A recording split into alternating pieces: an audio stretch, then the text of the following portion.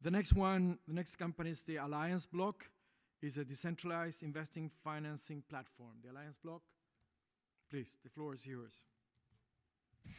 Good morning, everyone. I'm Amber, co-founder of AllianceBlock, and this morning I'll be talking to you about disruptions. We hear about disruptions on a daily basis. Truth is, there's only been 3 major disruptions in the modern human economy. First, we had the steam machine we had the steam machine in the 19th century, which led to trains and disrupted transportations and therefore global trade. Then we had electricity and automation at the beginning of the 20th century, which disrupted manufacturing and led to industrialization, mass production, mass consumerism, and our modern urbanized societies. And last but not least, we had internet and mobile communication, which disrupted information and led to participative knowledge, meaning websites like Wikipedia, open source university, etc., etc. And now we're facing a 4th disruption, which is blockchain and AI, which is going to disrupt intermediation, particularly in the financial sector, and is going to lead to what I call participative capitalism or participative economy. So what's a participative economy? A participative economy is a globalist economy where flows of money paired with knowledge move freely, simply, and cheaply between individual and individual, individual and corporation, corporation and corporation. Why does it matter? The end goal of a society is to reach a state of stability and peace. The problem is, peace and wealth go hand in hand. And in the current form of capitalism, money begets money. Meaning, people who have more money can make more money easier than people who have less money. Corporations who have money can make more money easier than corporations who have no money. Countries who have more money can make more money easier than countries who have less money. This is especially important for SMEs and emerging and frontier markets. Poverty creates social tension, which lead to corruption, social instabilities, revolutions, wars. If we want to reach a state of stability and peace, we need to bypass the current corrupt system and be able to directly empower entrepreneurs with money and knowledge. A wise man once said, "Give a man a fish, you feed him for a day. Teach a man how to fish, and you feed him for a lifetime." But what he forgot to say is that not only do you need to teach him how to fish, but you need to give him the money to buy a boat. Because a man who knows how to fish and doesn't have a boat is useless, and a man who has a boat and doesn't know how to fish is useless as well. I'll give you an example. Imagine you're an ice cream factory in Iraq. You're looking to expand. You go to a bank, you're looking for a loan. The probability of you getting a loan is 1%. Even if you get this loan, the fees on this loan are going to be around 20%.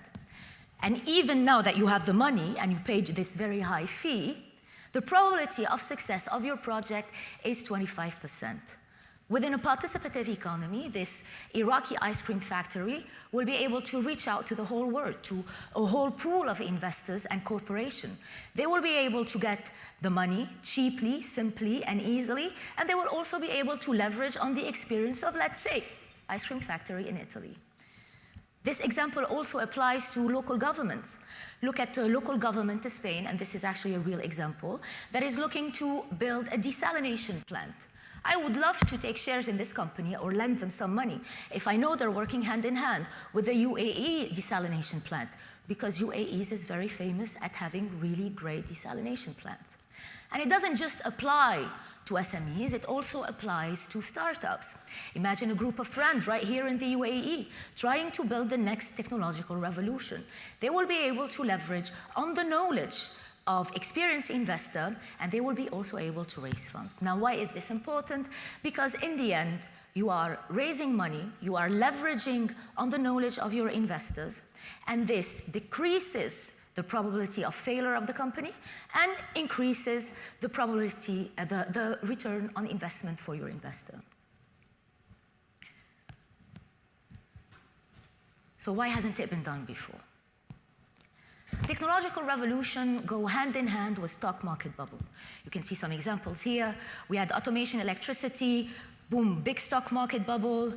It crashed in 1929, big depression. We had the internet mobile communication, which led to the dot-com bubble and the following burst.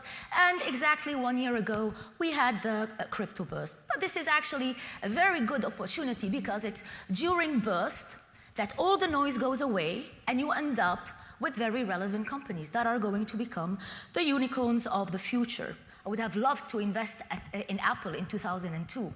By 2010, I would have made 8,000% returns. But the problem is not just only this. With technological revolution comes a lot of scams, high barrier to entry, a lack of safety and transparency, and the process is quite complex and confusing. And this is where AllianceBlock comes in. AllianceBlock is an ecosystem that allows corporates, selected, rated, advised by the community, to quickly, cheaply, simply raise funds, whether it be equity, debt, or token. 4 words: decentralized, AI-powered, community-driven investment platform. So how does it work? When a company signs on the platform, our AI brain gives it a rating. Our AI brain uses structured data, unstructured data, community feedback to come up with various output. One of them is project rating, the other is investor score, which I will go through in a moment. So the company for increased safety and transparency. Users have a digital identity where we leverage blockchain technology to create an encrypted version of the identity that can only be accessed, shared, and decrypted by the users. Our social network is fully decentralized, meaning users own their data and they can decide whether to share it, not share it, and even sell it. We have a unique feature called token swap that allows to create secondary market liquidity on illiquid assets.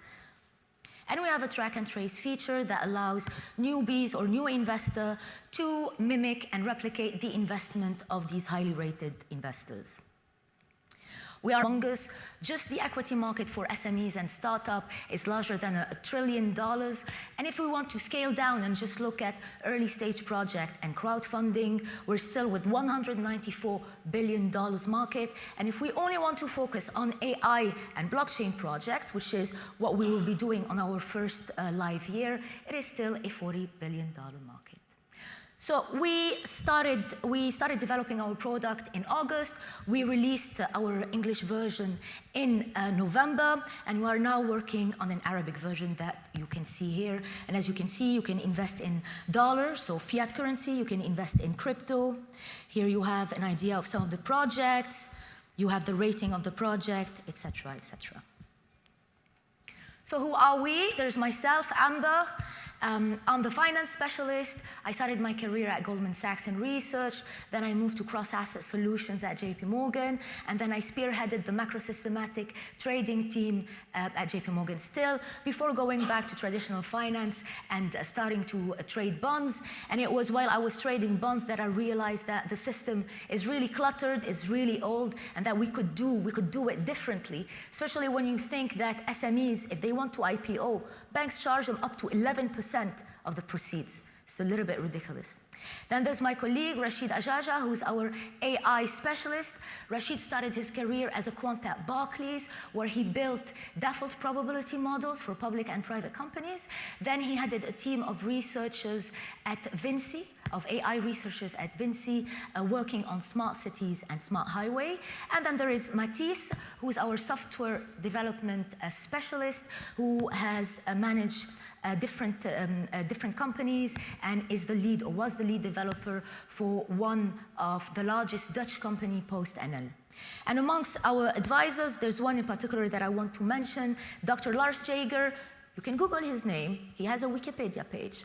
So Lars has done to hedge fund industry what we are trying to do to banks. Basically, he is the inventor of what we called alternative risk premia and hedge fund replication. And in the early 2000s, he disrupted the hedge fund model by creating strategies that replicate the returns of hedge fund. So instead of being charged 2% flat fee, 20% of your return, with Lars, you were charged 0.50%. And then there's Mr. David Atkinson, who is here, who sits on the executive, who's on the executive team of Holochain, who is a brilliant currency specialist with whom we are building the currency system of AllianceBlock.